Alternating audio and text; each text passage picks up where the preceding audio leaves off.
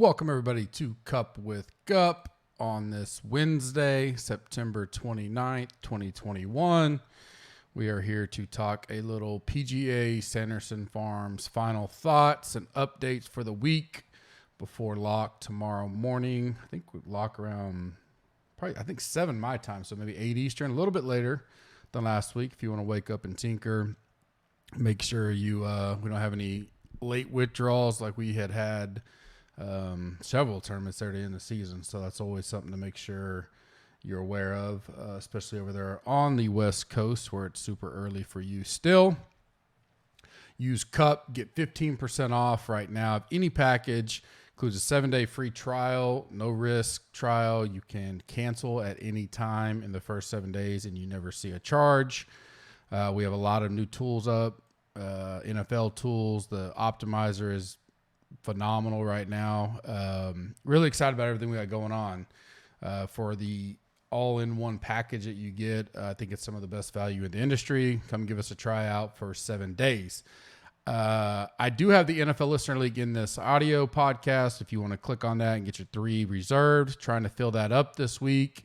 If we cannot fill it up, may just go away from it and come back to the PGA once everybody gets back for that around the Sony tournament or something like that. 3 max, 300 entries. Let's get that full. iTunes rate and review as always. We choose winners from there when we are doing our big giveaways as well as some weekly stuff. Subscribe to our YouTube channel. Like this video right now. And in the comments, tell me who you want to fade in the 9K range. I will pick a few winners tomorrow on the Cup with Gup podcast from the previous week's comments. Let me know who you want to fade in the 9K range this week. 2 of the highest projected own guys are in that range. Interested to see what you guys say there. Underdog launched their resurrection mid-season best ball for NFL yesterday. Week 6 through week 17 is when it's going to run. You can use the code GUP, G-U-P. Get a free $10 with your deposit $10 and start drafting today. So if you off to a bad start or maybe you found out about best ball and underdog late, go ahead and get in now. Use the code GUP. The link is in the podcast as well. Updated thoughts on the week. Weather looks iffy.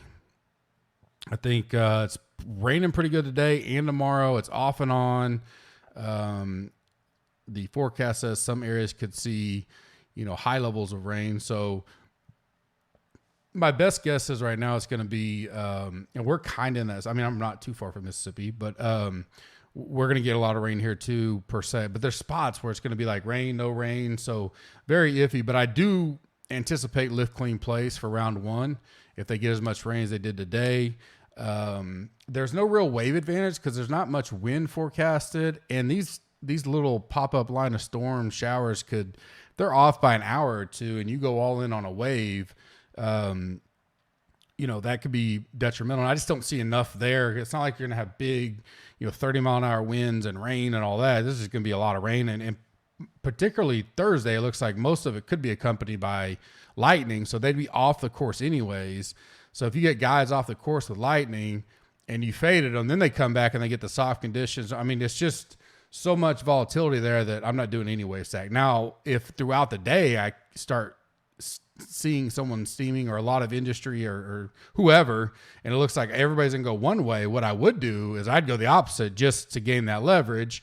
I told the premium members when I put out the final thoughts a minute ago that I would update that if I decide to go one way or the other. But as of now, none of anything I've done right now has anything to do with the wave stacking. But probably be tough to get all of the round in tomorrow if they do get pulled off. We're still getting darker by the day, earlier. So nothing Friday, Saturday, and Sunday. That's a good thing. Looks like once this moves out tomorrow, looks pretty nice. They should be able to make it up Friday and get the first 2 rounds in and be back on schedule, worst case. So we'll keep an eye on that. Moved up for me this week. Wolf is a guy that I'm not going to go crazy on it, but definitely the talent. And he's not priced too far down. 8,500. There's nothing recent that's going to say to go play him. He's certainly lately has been a big boomer bust. A lot of bogeys, but a lot of birdies at the same time. Could easily go out there and be first round leader tomorrow or shoot 76. And I wouldn't be surprised either way. So there is risk there. He's not a core player or anything for me, but I think it's going to be somewhere in that 8 to 11% range. And at that talent level, which, you know, talking about a guy that's won on the tour and competed, been in final groups of majors, 8,500 it's worth getting overweight on him and some MME stuff. If you want to go core with him, I don't hate it, but just know your risk there. Willie Z, I think maybe I'll be wrong on this. Just, you know, obviously yesterday is my big day to kind of catch up on pods and read articles and read everything to kind of gather for ownership deal. I think Burns is going to be the highest of those two. I like both of them. I have no issues, but I don't mind Willie Z in the deep dive stuff that I looked at, especially recent stuff. He certainly moved up from Monday to today. So I do like Willie Z. Scott Stallings is a guy that I liked early in the week, but has continued to move up for me. Really been working on his putting. We've heard that. A 6 last week, his last 4 years here. I talked about this on Monday. You know, he's gotten better every year, all the way down to a 6 last year. At that price, I really do like him a lot this week. I don't think he'll be super chalky this week by any means, probably 11, 12, 13%, somewhere in that range, maybe as low as 10. So I like Stallings. And then Cam Davis. I think Cam, I was trying to figure out Monday, and then as you keep going, when you're looking in that range of let me get my ownership chart out. So when you're looking at, you got Hoffman, you got HV3, you got Tringali, you got Munoz, even Siwoo, and then Davis. I definitely think Davis and Siwoo are probably odd men out there. But at his talent level and this kind of course and the way it fits, you know, if I'm going to get him as the even 5th or 6th highest owned in the 9K range, I certainly like him a lot. He's got that boomer bust as well, but I think this is a good week to take some risk, just with the way the field is, the way the course is, the way it lends itself. He's won on tour. So I definitely like him. Hopefully he's not shaking off rust. I mean, he's a guy that can come out and be plus, we've seen it before, be +3 after 5 and you maybe climbing uphill, but he's also done that and wind up making the cut and finish top 10. So he can score like no other. He's definitely viable for a showdown any day you want to go there. But I think Cam Davis has moved up for me. Fade or move down for me. Hoffman is not necessarily a move down. It's strictly, I think he literally will be the highest owned on the slate.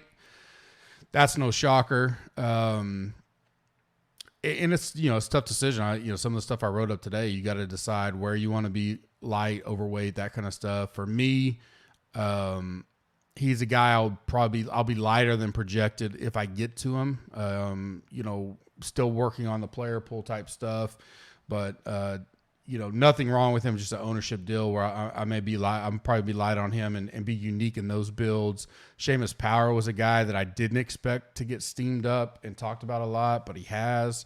It makes sense, but I like Seamus Power, but I can easily fade or be light on what could be a top 10 in ownership Seamus Power this week. He looks great. Stats are great. I mean, I can't deny any of that. He's got a pretty good history here, 29th, 18th, 19th, and then a missed cut. Didn't play last year.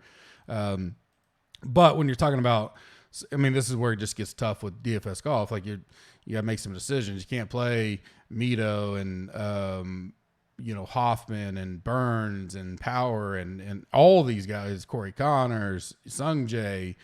All these guys, Aaron Wise, these are going to be the top owned guys up there. Albeit the other side of it, I say, most of these guys, 80% of people aren't going to have. But if your player pool has all of them in there, getting unique it does get a little bit tough. But I might still play Power because he's cheap. I'll be lighter probably than projected ownership. Corey Connors is probably one that he may be the guy this week that I just say if he beats me, he beats me. It'll come down to probably him or Hoffman. I think those are one of the two that I'm going to have to take a hard stance on. I like Hoffman because he's $1,100 cheaper.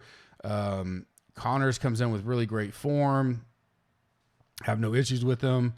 Bermuda's some of his best surface. So one of those two, I definitely going to have to make a hard call on, once we get into player pool building tonight. But don't hate any of them. It's more of an ownership deal. I don't think I want both those guys plus the other guys that I already like. And then Norlander has been, kind of a sexy pick here in several articles and several things that I've looked at and listened to. A fourth here last year, so it makes sense. And he's not going to be super high owned, but for the 7K range, he's going to be, probably one of the top 3 or 4 owned. And so he's a guy that he doesn't rate out as well for me as some of these other guys. He dropped a little bit in the deep dive stuff, so I can pass on, I'd say chalky, but a top 4 owned in the 7K range. None of those guys, that 7K range is going to be so peppered. I don't even think I don't have anybody over 14% right now in ownership in the 7K range. So it'll be spread out down there in general. Names that pop for me. I've talked about him a little bit yesterday, but Steven Yeager, I like him this week. I went in the deep dive, he started +6 through, I think, the first 13 holes at the Fortinet Championship.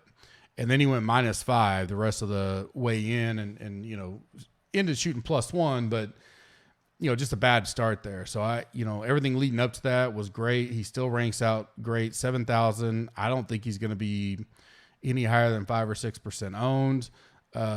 Nick Hardy is another guy that kind of sticks out to me. I talked about him a little bit, probably in that same 4 to 6% owned, $6,900, 36 last week, really coming into form. 13th in my stat model. He jumped pretty good in the final ranks for me, so I like Nick Hardy. 2 college kids that were added after kind of Monday and Tuesday. One is Quaid Cummins from OU. Actually made the cut, did okay on the weekend, nothing spectacular, but he's 6K min. Should have a good pro career. Was a stud at OU. A senior at Oklahoma State currently. Ingwunu, I don't know how to say his name. I looked it up. Chikara, I do know is his last name. That's how I know him, is Chikara. But he's a stud senior at Oklahoma State. Transfer there last year. Big 12 newcomer of the year. First team mini awards. $6,400. So you think about anybody at Oklahoma State. He's that guy that you're penciling as Hovland, Fowler, Wolf, all these studs. He's got that kind of capability. He's an amateur, so making a start here. $6,400. I like some other guys right there, but if you're MME flyer, you want to throw them in the pool. I certainly don't hate it.